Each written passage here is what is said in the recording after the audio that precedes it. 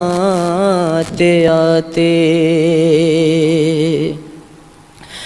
ارے جو گھر سے چلے تھے جو پرسے کی خاطر ارے وہ مارے گئے راستوں میں مسافر کبھی جاتے جاتے جلوس عذاب میں کبھی مشہد و کربلا جاتے جاتے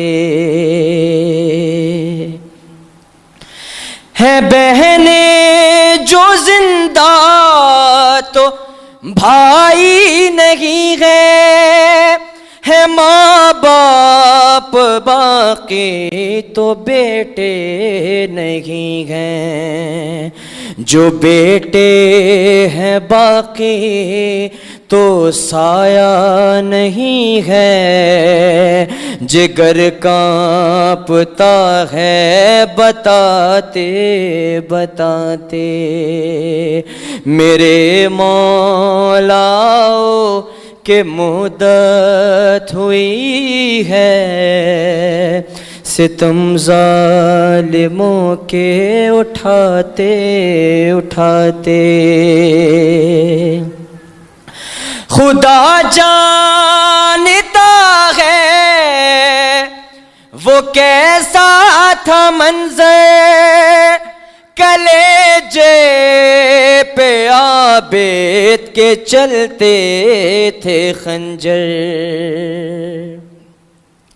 خدا جانتا ہے وہ کیسا تھا منظر ارے کلیجے پہ عابد کے چلتے تھے خنجر جوانی ضعیفی کے در پہ کھڑی تھی سکینہ کی تربت بناتے بناتے میرے مولاؤ کہ مدت ہوئی ہے ستم ظالموں کے اٹھاتے اٹھاتے لعینوں نے غم پر مظالم وہ ڈھائے جوان سال لاشوں پہ لاشیں اٹھائے جھکے جا رہے ہیں ضعیفوں کے کاندھے جوانوں کے لاشیں اٹھاتے اٹھاتے میرے مولاؤ کہ مدت ہوئی ہے ستم ظالموں کے اٹھاتے اٹھاتے بر محمد والے محمد صلوات اللہ ماشاء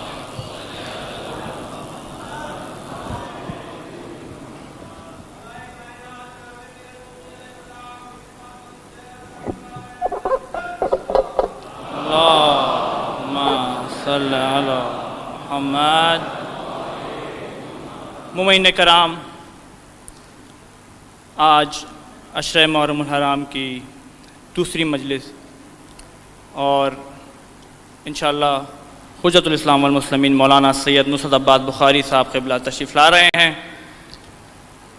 جیسا کہ مرثیے سے پہلے اصفر اسد زیدی صاحب نے بھی بتایا کہ آج شہید محرم علی کی 11 اگست برسی کا دن بھی ہے آپ لوگوں کی کچھ سماعتوں کو جگانے کے لیے چند اشعار ایک مطلع اور 3 شعر پیش کروں گا شہید کی خراج تحسین بھی ہو جائے گی اور ہماری طرف سے تھوڑی سی نوکری بھی ہو جائے گی مومنین کرام ابھی کچھ دنوں پہلے آپ لوگوں نے دیکھا کہ ائمہ کرام کی اسی ملک میں توہین کی گئی شہید محرم علی اور ان کے ساتھی رفقا جب حیات تھے اور امام زمانہ علیہ السلام کی جب توہین کی گئی تو انہوں نے بدلہ لیا جس کے جرم میں ان کو پھانسی دی گئی، اور ان کی خراج تحسین کے لیے، اور آج محرم بھی ہے، آپ لوگوں کے جذبات کے عکاسی کرتے ہوئے ایک مطلب پیش کرتا ہوں۔ صلوات پڑھیں محمد و آل محمد پر۔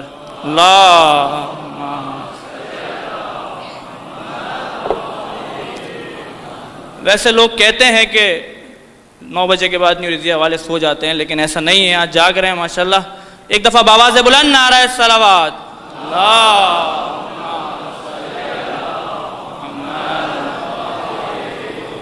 جذبہ میثم تمار ابھی زندہ ہے، جاگتے ہوئے سنیں گے۔ جذبہ میثم تمار ابھی زندہ ہے، جذبہ تمار ابھی زندہ ہے، مر گئی موت عزادار ابھی زندہ ہے، جاگتے ہوئے سنیں گے ماشاءاللہ۔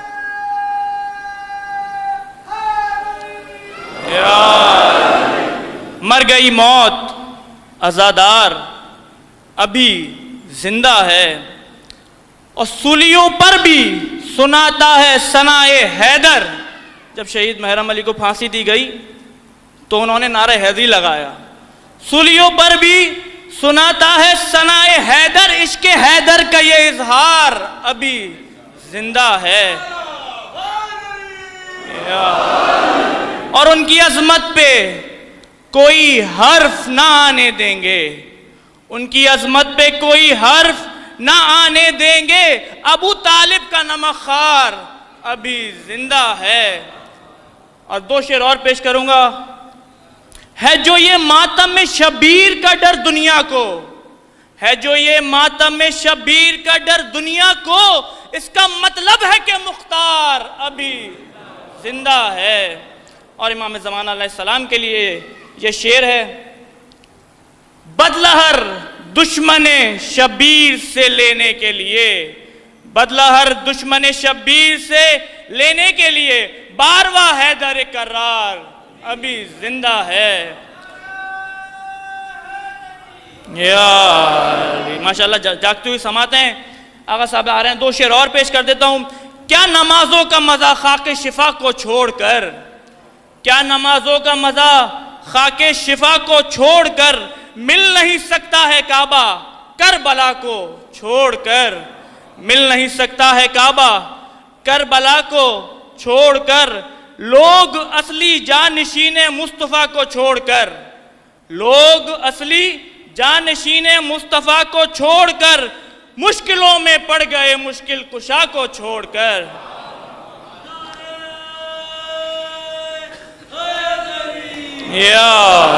مشکلوں میں پڑ گئے مشکل کشا کو چھوڑ کر، اور چھوڑ کر جنت وہ آدم تھے جو زندہ رہ گئے، چھوڑ کر جنت وہ آدم تھے جو زندہ رہ گئے، ہم نہ جی پائیں گے اپنی کربلا کو چھوڑ کر، اور ہم نہ جی پائیں گے اپنی کربلا کو چھوڑ کر۔ آخری شعر پیش کر رہا ہوں۔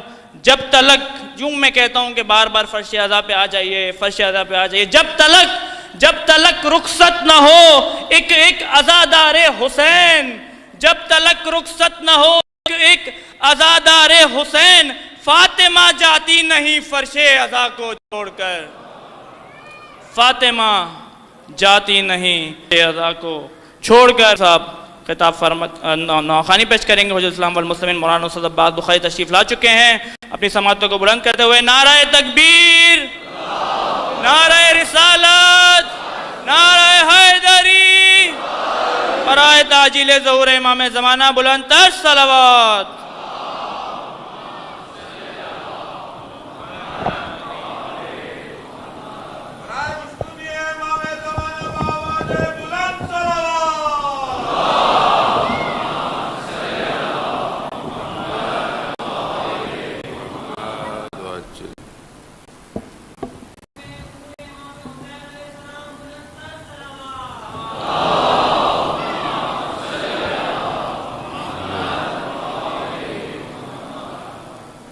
ایک سورہ فاتحہ 3 دفعہ سورہ توحید پڑھ کر تمام مومنین مومنات محرومین، تمام علماء، تمام شہداء، اپنے تمام محرومین کو، میرے محرومین کو، بانی مجلس کے محرومین کو، استاد سعید سبت جعفر، شہید قاسم سلیمانی، شہید عارف حسینی کی روح کو پڑھ کر بخشتے۔ بسم اللہ الرحمن الرحیم۔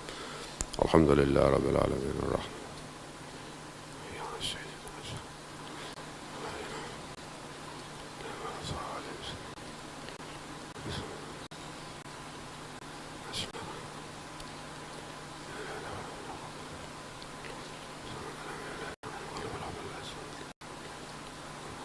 امام زمانہ کی سلامتی کے لیے ایک دفعہ صلوات پیش دیں۔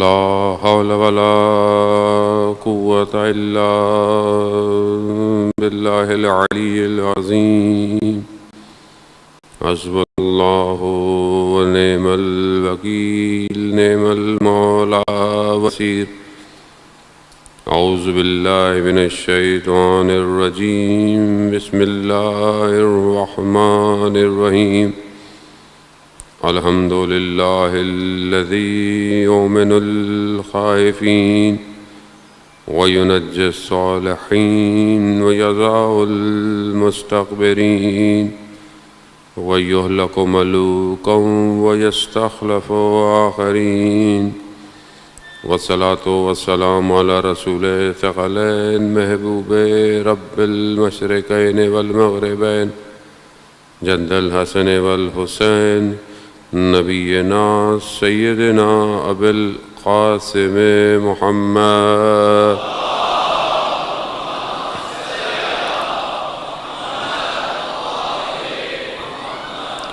وعلى آلہ الطیبین الطاہرین المعصومین لا سیما بقیت اللہ فی الارضین روحی وارواحنا لتراب مقدم الفدا ولعنت اللہ علی اعدائهم اجمعین بسم اللہ الرحمن الرحیم رب اشرح لی صدری ویسر لی امری واحلل عقدۃ من لسانی یفقہوا قولی اما بعد فقط قال اللہ تبارک تعالی فی کتاب الحکیم والقرآن المجید وما خلقت الجن والانس الا لیعبدون صلوات بید محمد والو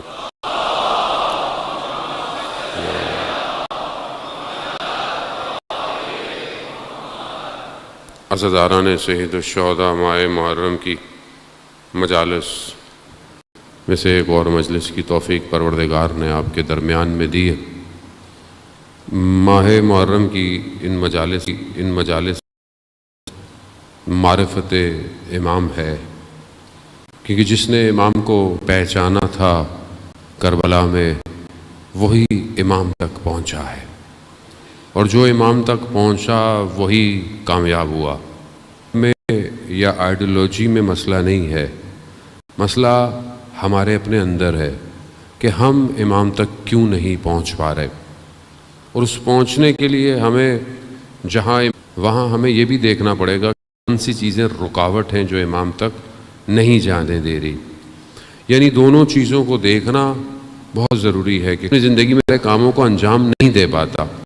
مثال کے طور پر ایک اسٹوڈنٹ ہے اور وہ اس کی نیت یہی ہوتی ہے کہ وہ اچھا پڑھے، محنت کرے اور پھر کامیاب ہو ظاہری طور پر، لیکن وہ دیکھتا ہے کہ وہ پڑھ نہیں پاتا، وہ اپنی کتابوں کو، اپنے پرابلمز کو سولو کر نہیں پاتا۔ وجہ کیا ہوتی ہے؟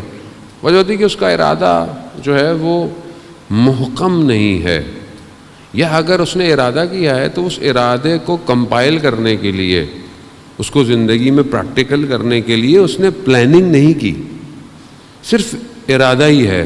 تو ظاہر ہے صرف ارادہ ٹھیک ہے، ارادہ امپورٹنٹ ہے کیونکہ ارادہ موو کرتا ہے، لیکن آگے پلاننگ بہت ضروری ہے کہ میں کس طرح کروں یہ کام کو۔ اسی لیے اپنی زندگی کے اندر انسان کو عہد کرنا پڑتا ہے، وعدہ وفا کرنے کے لیے عہد کرنا پڑتا ہے۔ جب آپ عہد کریں گے تبھی پھر کوئی چیز آپ کو موو کرے گی کہ آپ اس عہد کی وفا کریں۔ اور ہم جو مجالس میں آتے ہیں ہم اس لیے آتے ہیں کہ وہ جو عہد کیا ہے اس کو پورا کرے، کیونکہ قرآن بھی یہی کہتا ہے شخص جو ہے وہ امام زین العابدین علیہ السلام کی خدمت میں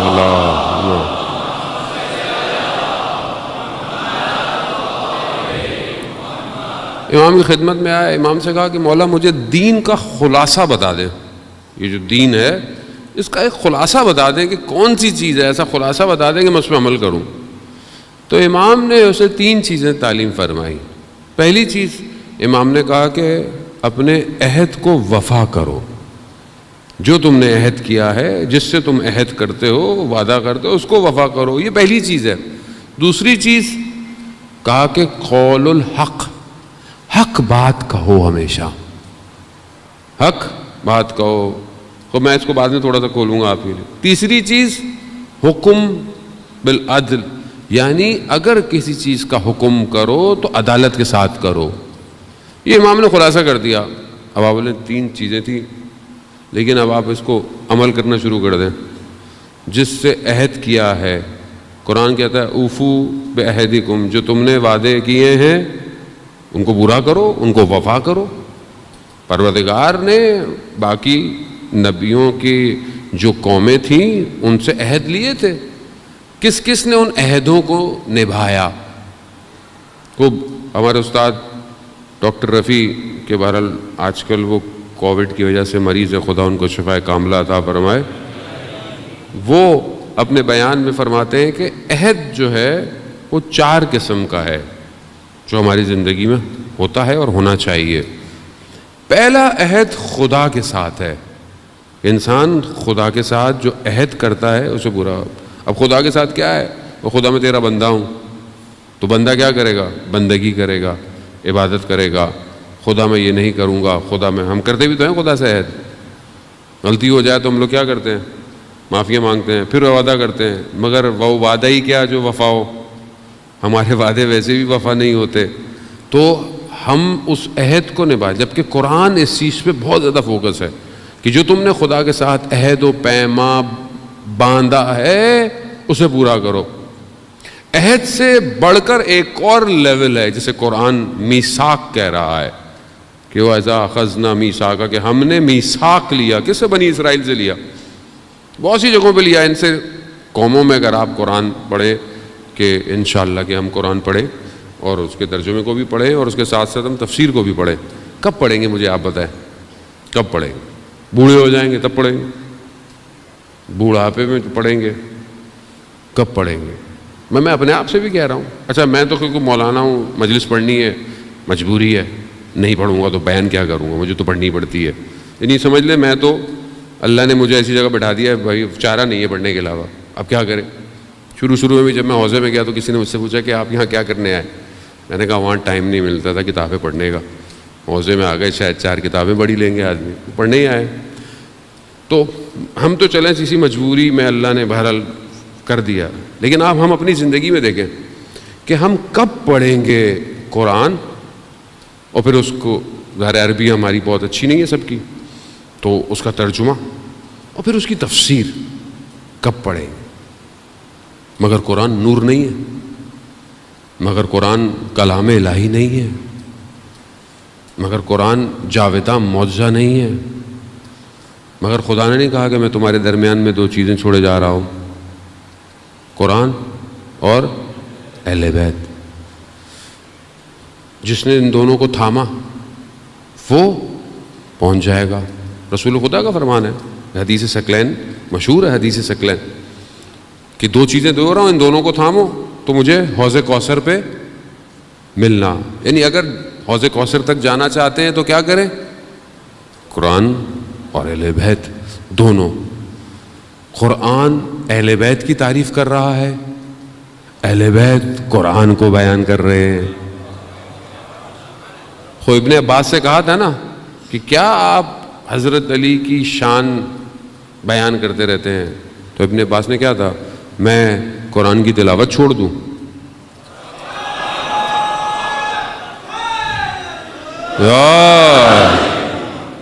بھائی قرآن یہی تو ہے، مطلب اور کیا کریں گے آپ؟ اب بعض لوگ کہتے ہیں ہمارے لیے قرآن کافی ہے.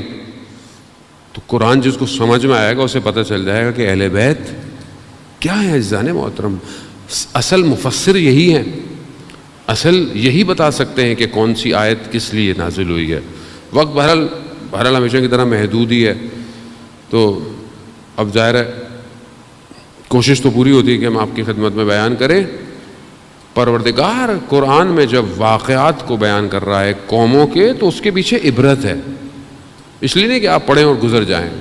بنی اسرائیل سے پروردگار نے میثاق لیا، بہت سارے میثاق ہیں، ایک وہ بھی ہے کہ ان سے کہا کہ فلانے دن تم نے مچھلی کا شکار نہیں کرنا، لیکن مچھلیاں آتی اسی دن تھیں۔ اب اللہ نے کہا میثاق لیا نبھاؤ، لیکن نہیں کر پاتے تھے، نہیں کر پائے۔ اسی طرح یہ سلسلہ چلتا ہے۔ خدا عہد کو جو خدا سے کیا گیا ہے، خدا خود مدد کرتا ہے اگر آپ اس کی طرف بڑھیں۔ قرآن کے اندر پروردگار نے ارشاد فرمایا ہے کہ من المومنین رجال، مومنین میں سے کچھ مرد ایسے ہیں کہ جو انہوں نے عہد کیا ہے اسے پورا کرتے ہیں، جو انہوں نے عہد کیا ہے اسے پورا کرتے ہیں۔ کچھ کر چکے ہیں، کچھ کریں گے، اور خدا اپنے وعدے سے جو ہے وہ تخلف نہیں کرتا۔ اب خدا نے بھی وعدہ کیا ہوا ہے، آپ دیکھیں خدا نے قرآن میں کہ یہ کہ اگر تم یہ کرو تو میں تمہارے ساتھ یہ کروں گا، اگر تم کم پہ صبر کر جاؤ تو میں بھی تمہارے کم عمل کو قبول کر لوں گا۔ تم اگر کم پہ اکتفا کر جاؤ جو تمہیں خدا نے دیا ہے تو میں بھی تمہارے کم عمل پر تمہیں اجر دے دوں گا۔ عزیزان محترم، خوب یہ ایک عہد خدا کے ساتھ۔ دوسرا عہد پیغمبر اور ائمہ علیہ السلام یعنی نبی کے ساتھ اور ائمہ کے ساتھ ہے۔ خوب یہ بھی لوگوں نے عہد کیا پیغمبر کے ساتھ ہم آپ کے ساتھ رہیں گے۔ جنگ احد کے اندر کچھ لوگ آئے جو جنگ بدر میں نہیں آ پائے تھے، انہوں نے کہا کہ ہم نے عہد کیا تھا کہ ہم وہاں نہیں آ پائے، ہم آپ کے ساتھ آئیں۔ لوگ آئے، تشریف لائے، لوگوں نے شہید بھی ہوئے۔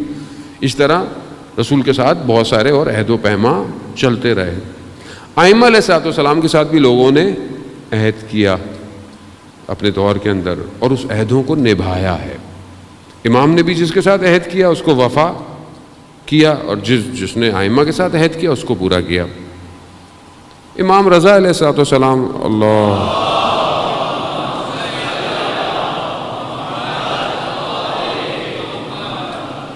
امام جب مدینہ سے خراسان کی طرف جا رہے تھے تو راستے میں نشاپور اترے، اور نشاپور میں امام نے جو ہے وہ کسی سے کہا کہ کوئی ہے جو محاسن کو درست کر سکے، تو ایک شخص تھا، وہ آیا تو امام نے پہلے اس سے پوچھا کہ تمہاری اجرت کتنی ہوگی، یعنی کیونکہ آپ کو پتہ ہے اسلام کے قانون کے مطابق، شریعت مطابق آپ کسی سے کوئی معاملہ طے کریں تو پہلے اس سے اس کے اجرت، اس کے پیسے پوچھ لیں۔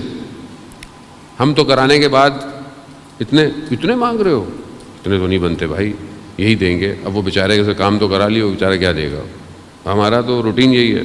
اسلام کہہ رہا ہے پہلے طے کرو، پہلے طے کرو۔ امام اس سے کہہ رہے ہیں تمہاری اجرت کیا ہے؟ وہ کہہ رہا ہے مولا میرے لیے تو خود یہ سب سے بڑی اجرت ہے کہ میں آپ کی خدمت کر رہا ہوں۔ پھر بھی امام نے اس کو بہرحال کہا کہ اس نے کہا، مختلف روایتیں، ایک میں یہ کہ امام نے اس سے وہ پتھر مانگا جس پہ وہ اپنا جو ہے وہ چاقو تیز کرتا تھا، امام نے اس کو اعجاز امامت سے سونے کا بنا دیا۔ اس نے کہا مولا اسے واپس پتھر بنا دے۔ کہا مجھے کچھ اور چاہیے۔ کہا کیا؟ کہا جب میرا آخری وقت ہو نا مولا تب تشریف لے آئیے گا۔ جو معرفت ہو، یہ معرفت ہے۔ یہ بعض اوقات لوگ اٹھاتے ہیں نا کہ کچھ مل جائے، یہ مل جائے، وہ مل جائے، وہ اس کو مانگ لو جس کی پوری کائنات ہے، سب کچھ ویسے ہی تمہارا ہو جائے گا۔ یہ کربلا سمجھاتی ہے کہ کہا جنت بھی تمہاری، یہ بھی تمہارا، وہ بھی تمہارا، سب کچھ تمہارا۔ کہا نہیں، ہم آپ کو چھوڑ کے نہیں جا سکتے۔ کیوں؟ کیونکہ یہی سب کچھ ہے۔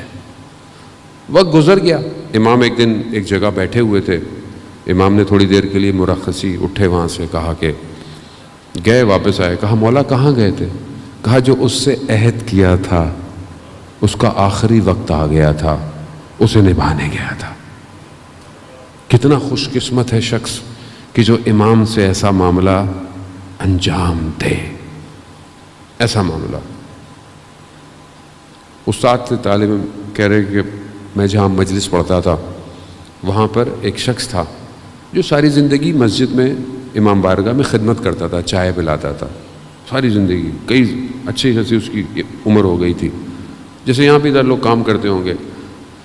کہتا ہے ایک دن اس کے بچے دوڑتے ہوئے آئے, کہا کہ بابا کی حالت خراب ہے, بالکل لگتا ہے کہ آخری وقت آ گیا, آپ جلدی آئیے. کہا میں جلدی سے پہنچا, دیکھا کہ حالت احزار میں, یعنی بس اب روح نکلنے والی ہے. تو میں نے جلدی جلدی اس کو تلقین پڑھانا شروع کر دی, کلمہ پڑھایا کہ یہ کلمہ آخری وقت میں پڑھ لے.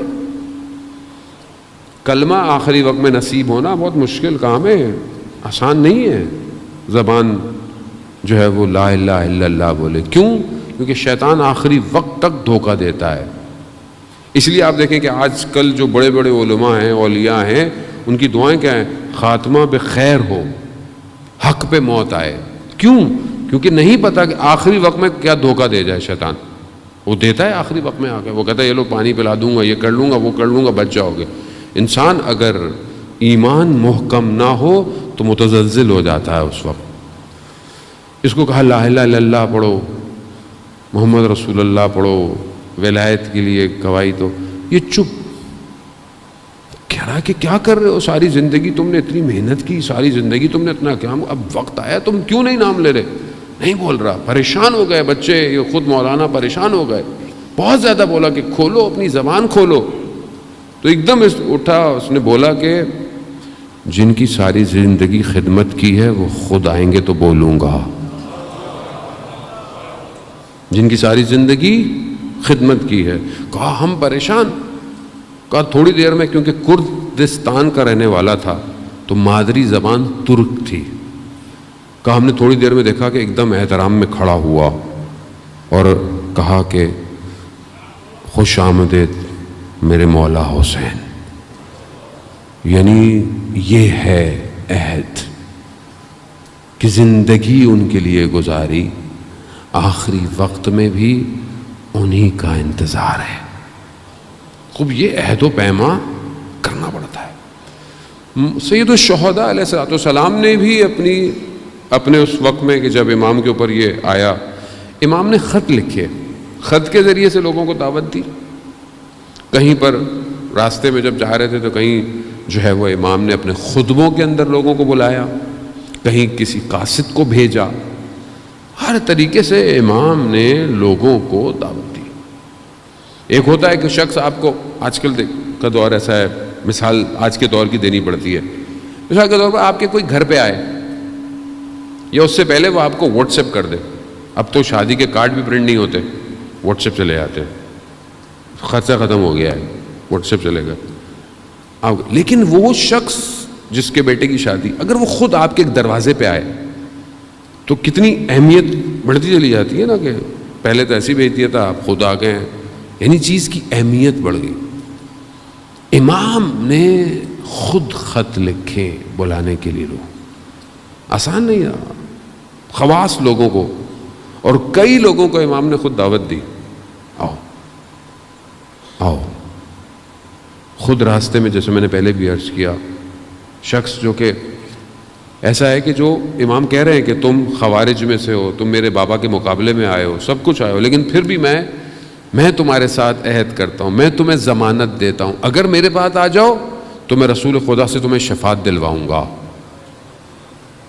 لیکن اس نے کہا یہ لیجئے, یہ لیجئے, یہ لیجئے. امام نے کہا یہ چیزیں تو بازار میں مل جاتی ہیں, تلوار بازار میں مل جاتی ہے, گھوڑا بازار میں مل جاتا ہے, مجھے یہ نہیں چاہیے, مجھے تم چاہیے.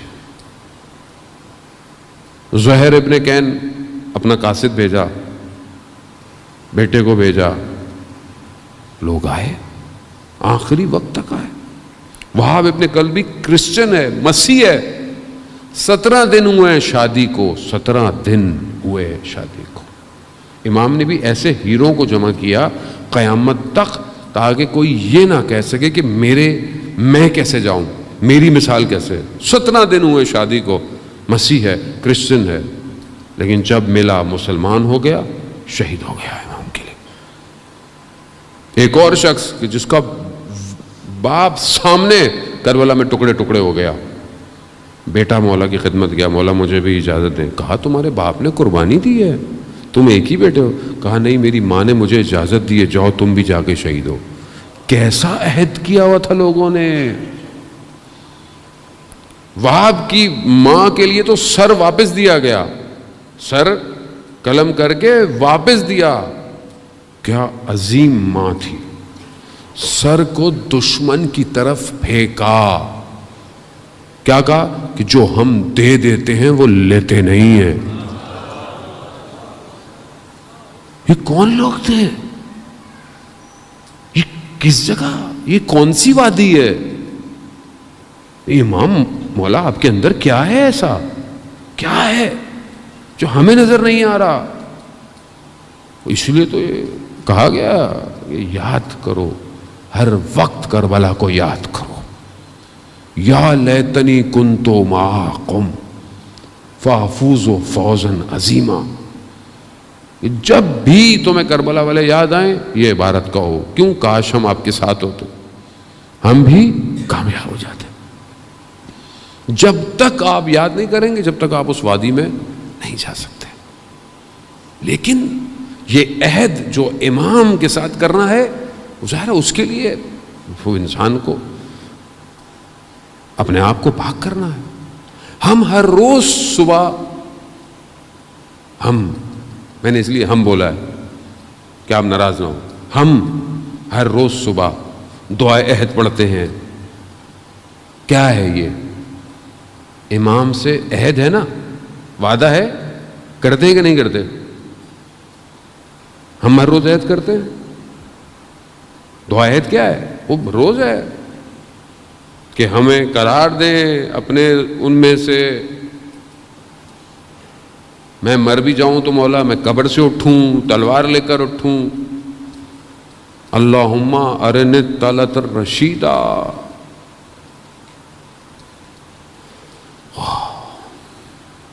کیا یہ عہد ہے ہماری زندگیوں میں روز؟ پھر کیسے پہنچیں گے ہم کربلا، جب آج ہمارے پاس فجر کی نماز کے بعد 5 منٹ نہیں ہیں اس عہد کو کرنے کے لیے؟ کیسے پہنچیں گے امام کے پاس؟ کیسے جائیں گے کربلا؟ عہد ہے، یہ ضروری کرنا ہے، یہ خدا کے ساتھ، پیغمبر کے ساتھ، ائمہ کے ساتھ. پھر آپ لوگوں کے ساتھ جو ہم عہد کرتے ہیں، وعدے کرتے ہیں، بات کرتے ہیں، یہ بہت مہم ہے. ہم وعدہ کرتے ہیں، اس کو نبھاتے ہیں. امام کیا کہہ رہے ہیں؟ دین کا خلاصہ، جو عہد کرو اسے پورا کرو. کیا ہم اپنی زبان میں سچے ہیں؟ کیا ہم امانت دار ہیں؟ نہیں. کیا ہم ایسے ہیں کہ یہ صفات ہمارے اندر پائے؟ کیا ہم حق کہتے ہیں؟ امام کہتے ہیں نا قول الحق، حق بات کہو. کیا ہم حق کہتے ہیں؟ نہیں، ہمیں تو ڈر لگتا ہے. حق کہیں گے تو لوگ ناراض ہو جائیں گے، محلے والے ناراض ہو جائیں گے، انجمن ناراض ہو جائے گی، ٹرسٹ ناراض ہو جائے گی، پبلک ناراض ہو جائے گی. سب سے زیادہ مولانا کو ٹینشن ہوتی ہے، زیادہ حق بولے گا تو اگلی دفعہ مجلس میں نہیں بلائیں گے. اب آدمی بھی گھبراتا ہے کہ بولیں کیا کریں. لیکن کیا ہم لوگوں سے گھبرا رہے ہیں یا اللہ سے؟ جب خدا سے عہد کر لیا تو پھر حق تو کہنا پڑے گا. اب اس حق کو کہنے کی قیمت کچھ بھی ہو دینی پڑے گی آپ کو، اور لوگوں نے دی ہے. حق کی قیمت دی ہے، دینی پڑے گی. زبان کٹے گی. حضرت میثم تمار کہ جب آخری وقت میں مولا کی خدمت میں پہنچے تو مولا نے کیا کہا؟ میثم وقت آئے گا، نیزے گھوپے جائیں گے، زبان کاٹ دی جائے گی. حضرت میثم نے یہ نہیں پوچھا کب، کیسے، کیوں، کیا، صرف ایک بات، مولا میں حق پہ ہوں گا. کہاں میثم حق پہ ہو؟ کہاں؟ اسی درخت کو جس پہ لٹکانا تھا پانی دیتے رہے. کون حق ہے؟ کٹتی ہے کٹے. کتنی خوش قسمت زبان ہے جو علی کے ذکر کی وجہ سے کٹ رہی ہے. کتنی خوش قسمت زبان ہے. خوف نکل جاتا ہے جب امام کی وادی میں انسان آتا ہے. خوف ختم کرنا ہے عزیزان محترم. قرآن اسی طرف تو ہمیں اشارہ کر رہا ہے. ان الاولیاء لا خوف علیہم ولا هم یحزنون. اللہ کے ولیوں کو کوئی خوف نہیں ہوتا، کوئی حزن نہیں ہوتا. خوف کا تعلق آئندہ سے ہے، فیوچر سے. حزن گزشتہ، غم یہ ہو گیا، یہ نقصان ہو گیا، یہ رہ گیا، یہ غمگین نہیں ہوتے. کیوں؟ انہیں پتا ہے کہ یہ جا کہاں رہے ہیں، انہیں پتا ہے کہ کرنا کیا ہے، انہیں پتا ہے کہ یہ دنیا تو سمٹ جائے گی ایک لمحے کے اندر، لیکن جو اپنے عہد و پیما کو نبھا گیا وہی روشن رہے گا۔ آپ کے سامنے کربلا والوں کی مثال ہے، آپ ہر نماز کے بعد انہیں سلام کرتے ہیں، کیسا عہد کیا انہوں نے اپنے مولا کے ساتھ۔ بس ایسے ہی جوان کی ضرورت ہے، ایسا ہی شخص چاہیے۔ مقدر سردبیلی جو بہرحال اپنے بہت بڑے عالم دین شخص جو بیان کرتا ہے کہ میں رات کو دیکھا کہ میں نے مقدر سردبیلی اچانک سے جا رہے ہیں مولا کے حرم کی طرف نجف میں بھی پیچھے پیچھے ہو گیا اور دیکھا کہ دروازہ بند ہے حرم کا دروازہ بند ہوتا تھا رات کو، اب کھلتے ہیں۔ کہا جیسے وہ قریب گیا دروازہ کھل گیا خود، میں دیکھا یہ اندر گئے، کچھ آوازیں آئیں، کچھ باتیں آئیں، باہر آئے، پھر میں نے دیکھا کہ یہ گئے مسجد کوفہ کے۔ واقعہ طولانی ہے، میں پہلے پڑھ چکا ہوں کئی دفعہ، میں بھر اس کا کچھ اور حصہ آپ کی خدمت میں آج بیان کرنا ہے۔ مسجد کوفہ میں گئے، وہاں دیکھا ایک نور ہے، روشنی ہے، یہ کچھ باتیں کر رہے ہیں، پھر کہہ رہے واپس آ رہے تھے مسجد کوفہ سے ہوتے ہوئے سہلا کی طرف سے لے کے نجف کی طرف، تو پیچھے پیچھے مجھے کھانسی آ گئی، اب یہ پیچھے پیچھے ہے، مجھے کھانسی آئی تو رک گئے، انہوں نے میری طرف دیکھا، کہا تم کب سے میرے پیچھے ہو؟ میں شرمندہ ہوا، کہا کہ میں آپ کو دیکھا، آپ دروازہ کھل گیا، پتہ نہیں کس سے باتیں کی۔ مقدس سردبیلی نے کہا جب تک میں زندہ ہوں یہ بات نہیں بتانا کسی کو۔ کہا کہ جب بھی مجھے کوئی علمی مسئلہ پیش آتا ہے تو میں مولا کی خدمت میں جاتا ہوں اور جواب لے کے آتا ہوں، لیکن آج جب میں مولا کی خدمت میں گیا تو مجھے مولا نے کہا کہ ہمارا آخری فرزند کوفہ میں ہے، تو آج میں پھر آخری امام کی خدمت میں پہنچا اور مسئلے کا جواب لے کر جا رہا تھا۔ اب یہ ایک شخص اس مقام پہ پہنچ جائے کہ اپنی مشکل مولا گفتگو کر رہے ہیں، بتا رہے ہیں، پھر آخری امام سے، یہ ایک شخص کیسے پہنچ جاتا ہے؟ تو لوگ بتاتے ہیں ان کی والدہ سے لوگوں نے پوچھا تھا کہ ایسا فرزند کیسے پیدا ہوتا ہے، تو انہوں نے کہا کہ میں نے زندگی میں کبھی حرام لقمہ نہیں کھایا، میری نگاہوں نے کبھی حرام نہیں کیا، یعنی نامحرم کو، اور میں نے ہمیشہ باوضو ہو کے اسے دودھ پلایا ہے، شبہ بھی ہونا جس پر میں نے وہ بھی نہیں کھایا۔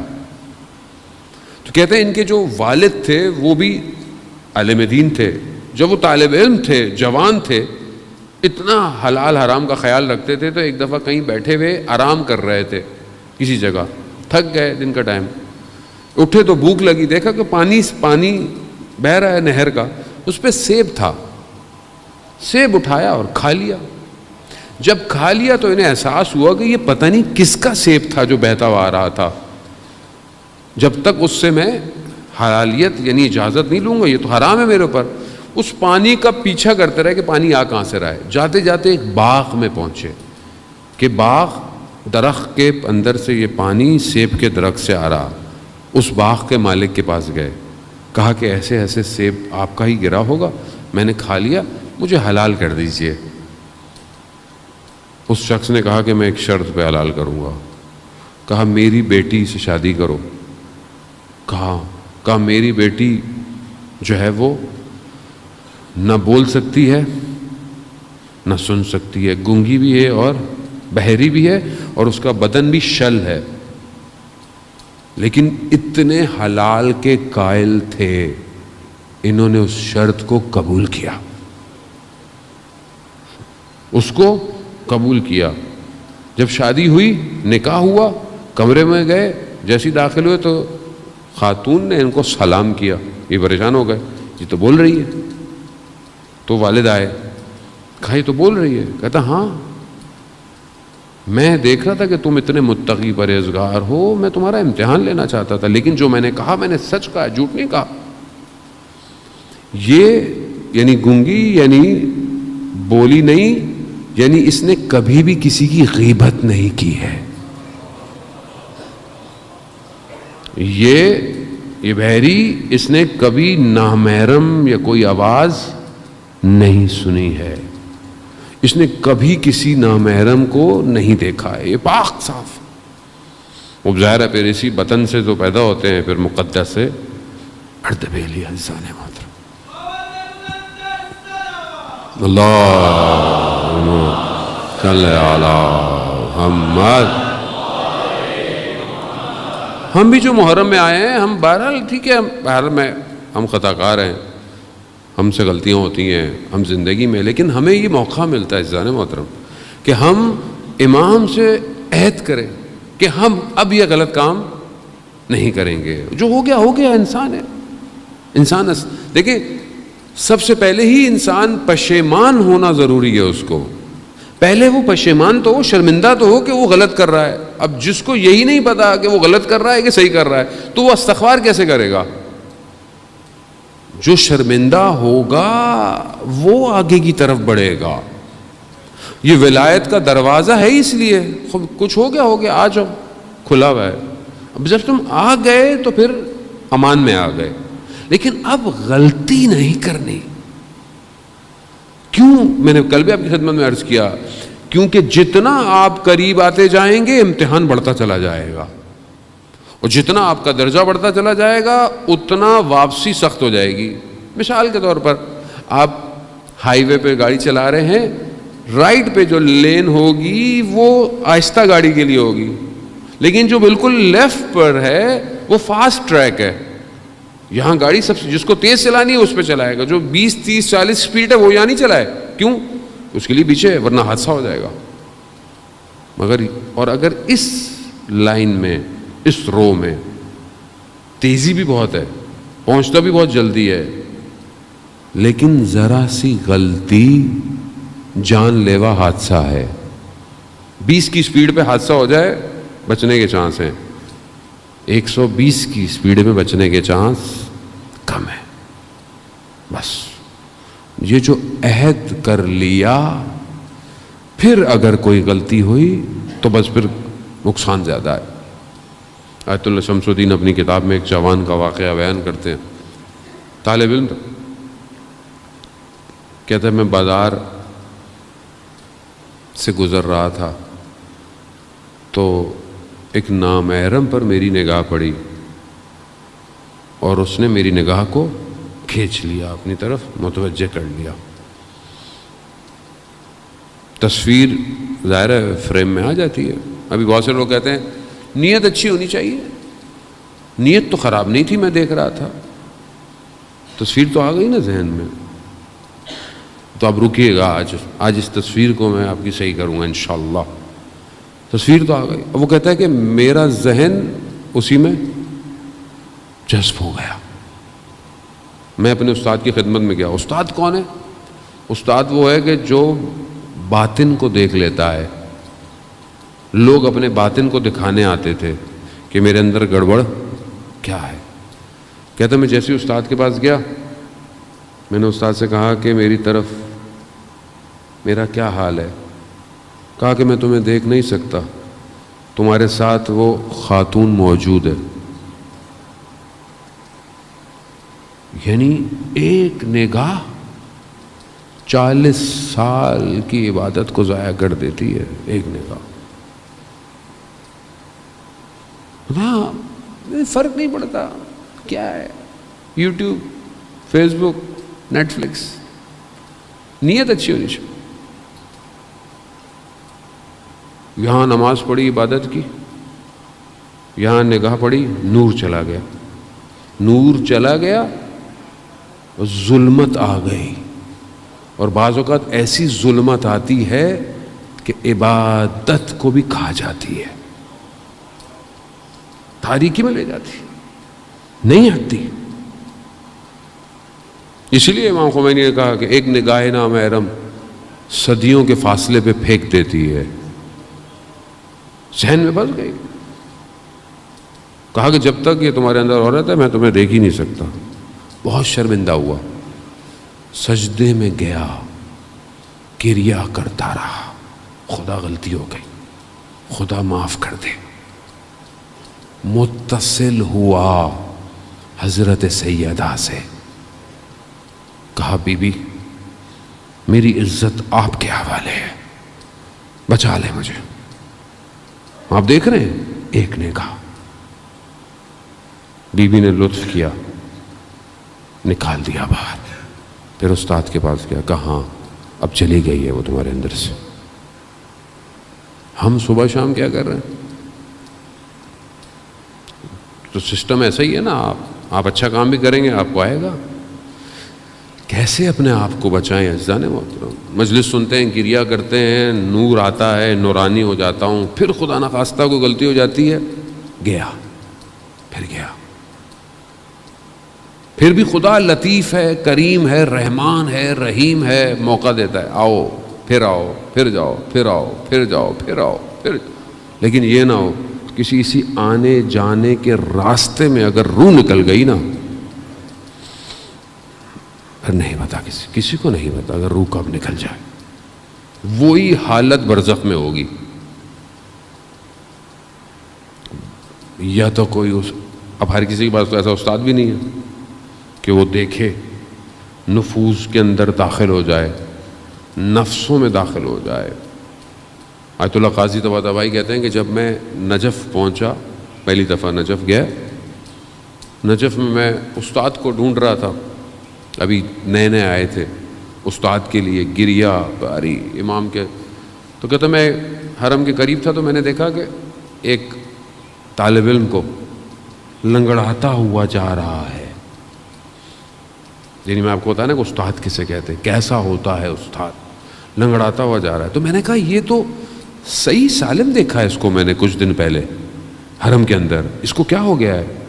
تو جو وہاں بیچ رہا تھا نا سامان، حرم کے باہر جو بیچ رہے ہوتے ہیں، اس نے خطبہ حمام کی عبارت پڑھی بیچنے والے نے۔ یہ ہے نجف، نجف کی فضا میں سڑک پہ بیچنے والا بھی خطبہ حمام جانتا ہے کیا ہے۔ ہمیں نہیں پتا ہوگا خطبہ حمام کسے کہتے ہیں، وہ خطبہ المتقین کے نام سے مشہور ہے۔ وہ حمام اس شخص تھا کہ جو امام کے پاس آیا تھا، متقین کی صفات کیا ہوتی ہیں، جب مولا نے صفات بتائیں تو سنا اور مر گیا، وہیں ختم ہو گیا۔ تو اس بیچنے والے نے خطبہ حمام کی عبارت پڑھی، کہا کہ یہ وہاں سے آ رہا ہے جہاں حمام بنتے ہیں۔ کہا کیا مطلب؟ کہا یہ اس جگہ سے آ رہا ہے کہ جہاں درس ایسا ہے کہ ہڈیوں کو لرزا دیتا ہے، کچھ دیر تک یہ لنگڑاتے ہیں پھر صحیح ہو جاتے ہیں۔ کس کے در سے آ رہا ہے؟ کہا ملا حسین کلی ہمدانی کے در سے آ رہا۔ ملا حسین کلی ہمدانی کہ جس نے 300 ولیوں کو بنایا، طالب علم نہیں بنائے، شاگرد نہیں بنائے، ولی 300 ولی بنائے، جس میں جواد ملکی تبریزی، احمد کربلائی، شیخ محمد بہاری ہمدانی، ایسی شخصیتیں کہ میں آپ کو کیا بیان کروں۔ تو آیت اللہ قاضی پریشان ہو گئے۔ نفوذ کرتے ہیں انفاس میں، نفس میں پینیٹریٹ کر جاتے ہیں استاد، نکال لیتے ہیں باہر، کیونکہ ہم اس وادی میں کبھی آئے نہیں، ہمیں پتہ ہی نہیں کیا ہے، ہمیں پتہ ہی نہیں کیا ہے، کون سی وادی ہے یہ، کب ہم اس میں داخل ہوں گے عزیزان محترم۔ خب یہ ہے عہد و پیما، جس نے عہد و پیما کیا ہے وہ پہنچے گا۔ ایک عہد پیما جو کہ شاید ہمارے لیے نہیں ہے، وہ امام کا اور خدا کا عہد ہے، جو کہ انہوں نے آپس میں، امام نے اپنے خدا سے عہد کیا، امام نے کربلا میں اس عہد کو نبھایا، جا کے عہد تھا میں دین کی خاطر کروں گا، یہ ہوگا، یہ ہوگا، یہ ہوگا۔ مولا کائنات نے عہد کیا دین کی خاطر۔ لوگ کہتے ہیں مولا خاموش رہے، وہ دین کی خاطر تھا، خاموش رہے۔ اس لیے تو مولا نے آخری وقت میں کہا فزتو برب الکعبہ، میں رب کعبہ کی قسم کامیاب ہو گیا۔ یہ کامیابی کیا تھی؟ عہد پورا کیا۔ امام حسین علیہ السلام نے عہد کو جو خدا کے ساتھ کیا۔ یا ایۃ النفس المطمئنہ، اے اطمینان پانے والے نفس، ارجعی الی ربک. کیا مقام ہے عزیزان محترم، ہم دیکھ نہیں سکتے. وقت بہرحال بہت تیزی سے اپنے اختتام کی طرف بڑھ گیا، اس کو میں انشاءاللہ کل آپ کی خدمت بیان کروں گا. پلٹنا ضروری ہے، پلٹ آئیے. توبہ پلٹنا ہے. توبہ کے معنی کیا ہے؟ پلٹنا ہے، واپس آ جاؤ. غلط چلے گئے، واپس آ جاؤ. اسی طرح کربلا میں بھی ایک شخص پلٹا ہے،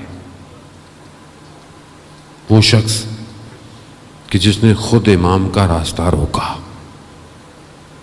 امام کا راستہ روکا.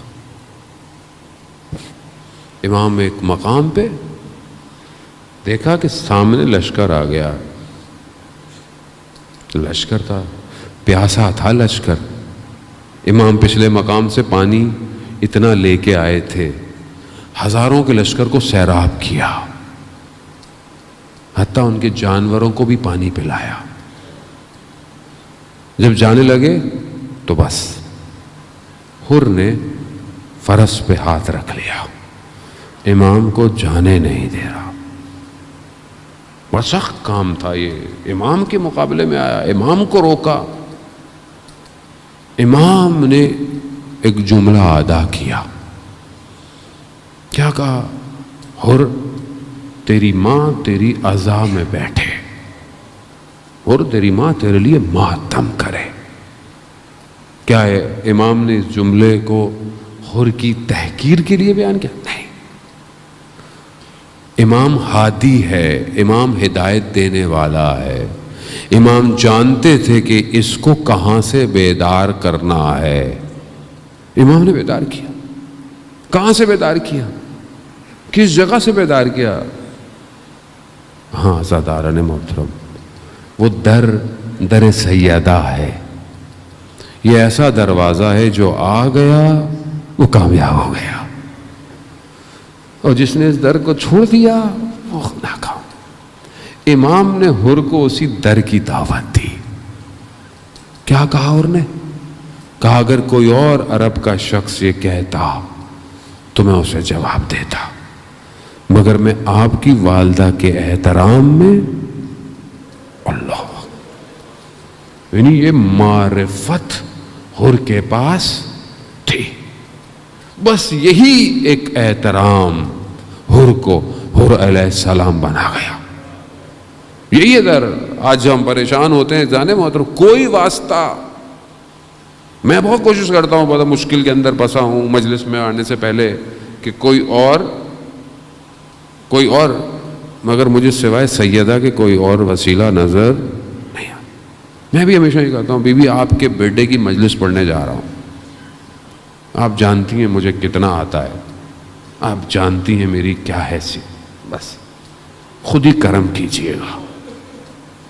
یہ واسطہ ایسا ہے، یہ دروازہ ایسا ہے کہ قرآن کہتا ہے انہوں نے خالی کسی کو نہیں بھیجا. جو آیا، سائل آیا، اسیر آیا، جو آیا، اس در سے کوئی خالی نہیں کیا. حر نے بھی احترام کیا.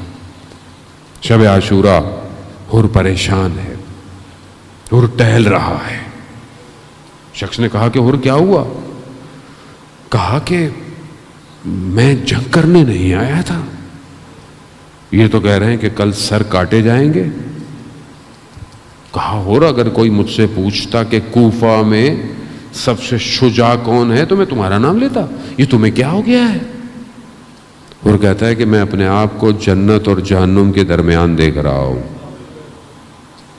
یہ تو حر جانتا ہے نا اس نے کتنا سنگین کام کیا ہے ان کو روک کے. حر نے روکا تھا نا، حر لشکر کا سردار تھا اس کو. حر گیا، پلٹا، خود بھی گیا، اپنے بھائی کو بھی لے گیا، اپنے بیٹے کو، اپنے غلام کو، تھڑپتا، کانپتا، ہاتھوں کو جوڑتا. بولا انہوں نے کہ مولا حر آ رہا ہے. کہا ہاں آنے دو. خوب یہ کریم ابن کریم ہے، یہ تو سب کو آنے دیتے ہیں. آخری وقت تک امام حسین نے لوگوں کو بلایا ہے. کہ کوئی آ جائے، شاید کوئی آ جائے۔ حر آیا، حر نے معافی مانگی، مولا مجھے معاف کر دے، مجھ سے غلطی ہو گئی۔ کہا کوئی بات نہیں ہو، تم آ گئے۔ کہا مولا میں سب سے پہلے آپ کو روکا، مجھے سب سے پہلے جانے دیں۔ بعض علماء کہتے ہیں کہ انسان کسی کا مہمان آئے یا کوئی آئے تو اس کو تھوڑی دیر بٹھاتے ہیں، تھوڑی دیر اس کو بیٹھاتے ہیں، اس کو کچھ دیتے ہیں۔ کہا مگر مولا نے حر کو روکا نہیں، جانے دیا، کیونکہ مولا اگر بٹھاتے تو پانی پلانا پڑتا، پانی نہیں تھا مولا کے پاس۔ ہاں حر جاؤ جاؤ۔ انہوں نے کہا مولا اجازت دے، میں میدان میں جنگ جانے سے پہلے اہل حرم سے معافی مانگ لوں۔ کہاں ہے اجازت؟ اب حر بیویوں کے خیموں کے باہر خاک کو سر پہ رکھ کر کہا کہ میں معافی چاہتا ہوں، میری وجہ سے یہ سب ہوا، مجھے معاف کر دیں۔ روز قیامت میں سیدہ سے میری شکایت مت کیجیے گا۔ یہ کہا اور حر رونا شروع ہو گیا۔ اہل حرم بھی گریہ کرنے لگ گئے۔ حر کا بیٹا گیا، شجاع شخص کا بیٹا تھا، بہادر شخص کا بیٹا تھا، گیا لڑا، لڑتے لڑتے زخم لگے، گر گیا۔ حر دوڑتا ہوا تیزی سے اپنے بیٹے کے بدن پہ پہنچا۔ حر 3 دن کا پیاسا نہیں تھا، حر کے چہرے پہ زخم نہیں تھے۔ پہنچ گیا، جیسے ہی پہنچا کیا دیکھتا ہے؟ اس سے پہلے امام پہنچے ہوئے ہیں۔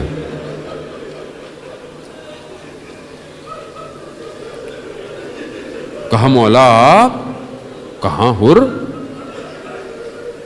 جوان بیٹے کے لاشے کو باپ نہیں اٹھاتا۔ حر اللہ اکبر، خدا آپ کو اس کا اجر دے، خدا آپ کو اس کا اجر دے، بی بی آپ کی جھولیوں کو آباد رکھے۔ کہ حر باپ کے لیے شریعت میں مکروہ ہے بیٹے کا جنازہ اٹھانا۔ حر تم ہوتے عصر عاشورہ تو تم دیکھتے چند دن کا بھوکا پیاسا زخموں سے چور، چند ماہ کے بچے کو اٹھائے، ایک قدم آگے بڑھتا ہے، ایک قدم پیچھے ہٹتا ہے۔ انا للہ و انا الیہ راجعون۔ ہاں حر بس آپ نے گریہ کیا، خدا آپ کو قبول کرے، بس آپ نے گریہ، بھئی یہی گریہ ہے عزیزان محترم۔ گریہ کی مقدار نہیں ہوتی، گریہ کی کوانٹٹی نہیں ہے، ایک آنسو وجود سے بس آ جائے۔ میں شروع میں جب مجلس پڑھتا تھا نا تو میں نے، ہمارے ایک دوست تھے مولانا تھے، خدا بہرحال ان کی توفیقات میں اضافہ کرے، میں شروع میں گیا تو میں نے ان کی خدمت میں کہا کہ مجھ سے مذاہب نہیں پڑھے جاتے، یعنی میں پڑھتا ہوں تو بہت تھوڑی دیر 1-2 منٹ پڑھتا ہوں اور مجھ سے پڑھے نہیں جاتے۔ کیا جملہ کہا آج تک مجھے یاد ہے، کہا دیکھو مذاہب پڑھنے کے لیے نا صرف تمہیں بی بی کی مصیبت کو محسوس کرنا، بس تھوڑا سا محسوس، اور مصائب گلے سے نہیں پڑھے جاتے، سینے سے پڑھو، اندر سے۔ وہ ایک آنسو نکل آئے، قبول ہو گئے، وقت گزر گیا، حر خود گیا، حر نے جنگ لڑی، سب کچھ کیا، اب حر گرا، پھر میرا مولا پہنچا، میں قربان جاؤں، ایک ایک کے جنازے پہ پہنچا ہے زہرا کا لال، ایک ایک کے جنازے پہنچ، وہی حر جس کو پہلے مولا کہہ رہے تھے تیری ماں تیرے اعضاء میں بیٹھے، آج مولا نے کیا کہا؟ حر، تمہاری ماں نے تمہارا نام کتنا اچھا رکھا، تم واقعاً حر ہو، یعنی تم آزاد ہو گئے۔ ہاں آزاد، محترم حر آزاد ہو گیا، حر آ گیا۔ میں کہوں گا یا صاحب الزمان، یا امام زمان، میں بھی حر کی طرح آپ کی بارگاہ میں آیا، میں خطا کار، میں گناہ گار، میری معافی بھی قبول کر لے مولا۔ مولا جلدی ظہور کیجئے، یہ آنکھیں تھک گئی، ان آنکھوں کو اب نظر نہیں آتا، ان کی بینائی کمزور ہوتی جا رہی ہے، بدن ضعیف ہوتا جا رہا ہے۔ مولا مولا میری نوکری کو بھی حر کی طرح قبول کر۔